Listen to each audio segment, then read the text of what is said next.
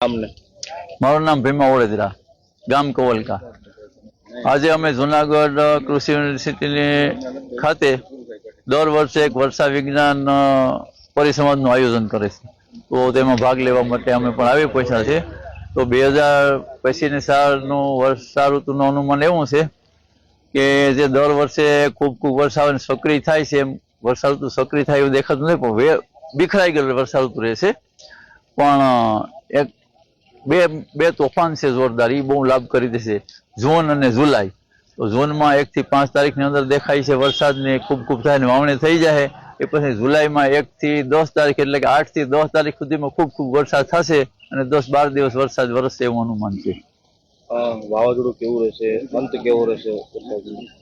જૂન જુલાઈ સારું રહેશે ને, 2 વાવાઝોડા છે સારા, પણ અંતમાં તો વિખરાઈ ગયેલ છે એટલે ક્યાંય વરસાદ જઈએ એટલો થાય ને ક્યાંય ઓછો થાય એવી તંગી રહેશે એવું દેખાય છે. આ વર્ષ ખેડૂતોને કેવું રહેશે? ખેડૂતોને 10 થી 12 આની વર્ષ રહેશે એવું અનુમાન છે.